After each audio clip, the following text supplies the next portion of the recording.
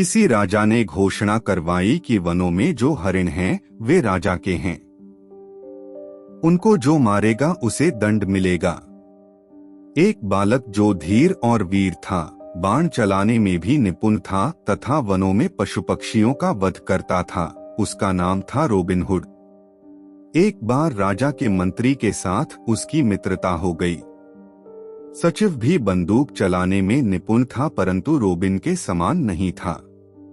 यह बालक मुझसे भी निपुण है, यह देखकर मन में दुखी होता हुआ भी वह उसकी प्रशंसा किया करता था।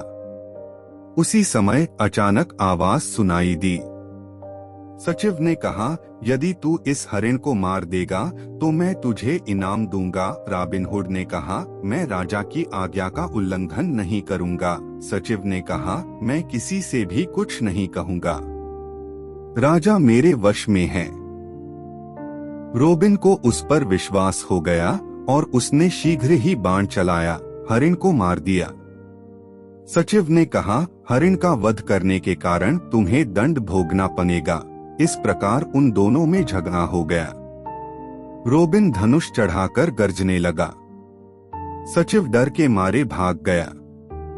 रॉबिन ने विचार किया, नगर में जाने पर मेरा बुरा ही होगा, आठ जंगलों में जाकर जीवन यापन करूंगा। उसके साथ बहुत से लोग चलने लगे।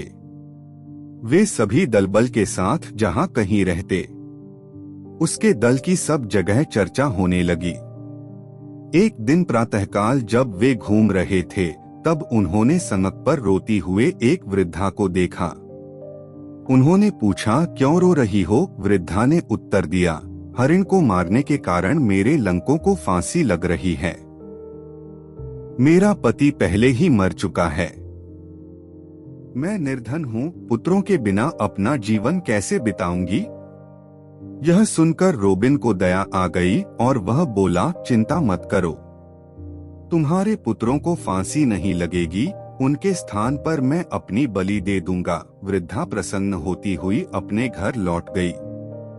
रॉबिन ने शीघ्र ही अपने सहयोगियों को बुलाया और कहा, सभी फांसी घर के पास तैयार रहो, जब मैं बिगुल बजाऊं तब सभी निकलकर हमला कर देना। रॉबिन सड़क की ओर चल पड़ा। वहां उसने एक भिक्षुक को देखा। भिक्षुक को देखकर रॉबिन ने कहा, अपने वस्त्र उतार कर मुझे दो, मेरे वस्त्र तुम पहनो। उन दोनों ने अपने वस्त्र बदल लिए। भिक्षुक नए वस्त्र पहनकर प्रसन्न हो गया। भिक्षुक का वेश धारण करके रॉबिन चल पड़ा। रास्ते में सचिव आ रहा था। भिक्षुक ने सचिव को देखकर उससे भिक्षा मांगी। घोड़े से उतरकर भिक्षुक को घृणापूर्वक देखकर सचिव ने कहा, क्या चाहते हो? मैं प्रातःकाल से ही उस आदमी को ढूंढ रहा हूँ जो फांसी लगाने का कार्य कर सके। क्या तू यह कार्य कर सकता है? भिक्षुक ने कहा, क्यों नहीं करूँगा। सचिव ने प्रसन्न होते हुए कहा, मेरे साथ चल। वह भिक्षुक को फांसी घर की ओर ले गया। रॉबिन ने जब उस फांसी घर में उस वृद्धा के पुत्रों की और लोगों की भीड़ देखी तो उसे आश्चर्य हुआ। सचिव ने कहा, अरे भिक्षुक, जल्दी करो, समय बीत रहा है। भिक्षुक ने कहा, क्या मृत्युदंड से पहले ईश्वर की प्रार्थना नहीं करते हो? क्या यहाँ कोई उपदेशक भी नहीं है? नहीं, प्रार्थना तो करनी ही चाहिए। मैं उपदेशक को बुलाता हूँ। भिक्षुक ने शीघ्र ही बिगुल बजाया। धनुष लेकर रॉबिन के सभी सहयोगी चारों ओर फैल गए।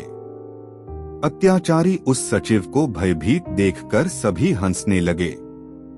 रॉबिन ने वृद्धा के पुत्रों को बंधक मुक्त करके कहा, सुखपूर्वक अपने घर जाओ।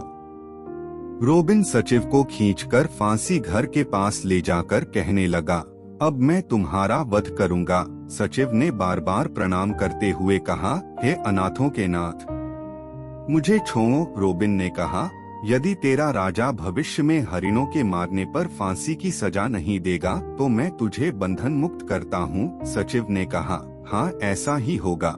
वह रॉबिन के पैरों में गिर पड़ा। रॉबिन अपने लोगों के साथ फिर जंगल में चला गया।